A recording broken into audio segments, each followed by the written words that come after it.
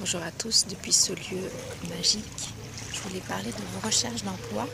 Pourquoi parler des recherches d'emploi dans un cadre si estival et dans une tenue si estivale?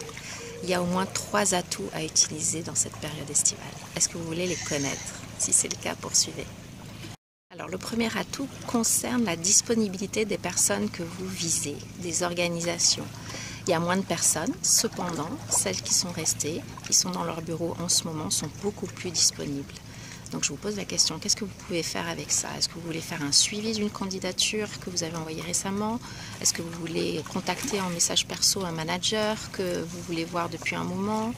Est-ce que vous voulez faire une candidature spontanée? Elle sera plus facilement visible puisque peut-être votre email sera vu par une personne qui est plus détendue. Posez-vous la question. Peut-être que vous pouvez déjà entreprendre quelque chose aujourd'hui avec ça. Le deuxième point vous concerne. Normalement, vous êtes plus détendu dans cette période que le reste de l'année. Entre plage, lac, montagne, soirées, festivals, etc.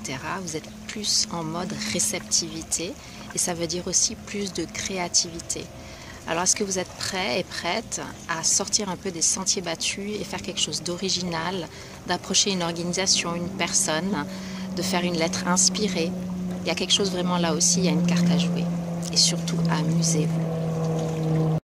Le troisième atout de cette période estivale, c'est qu'il y a un ralentissement des activités. Effectivement, il y a moins de postes, mais il y a encore des postes. Et surtout, il y a beaucoup moins de concurrence. Beaucoup de personnes sont en vacances et ne vont pas envoyer de candidature ou attendre quand ils reviennent pour s'y remettre. Donc, si vous voyez des postes, n'hésitez pas à envoyer une candidature parce que vous serez peut-être beaucoup moins de candidats à ne pas négliger non plus. Alors, en guise de conclusion, qu'est-ce que vous allez faire de ces 3 atouts? Le fait que les personnes éventuellement dans les bureaux qui sont restées sont plus disponibles, le fait que vous soyez probablement plus créatif et créative, réceptif, le fait qu'il y ait moins de concurrence. Quelles sont les cartes que vous allez jouer? Bonne journée à tous!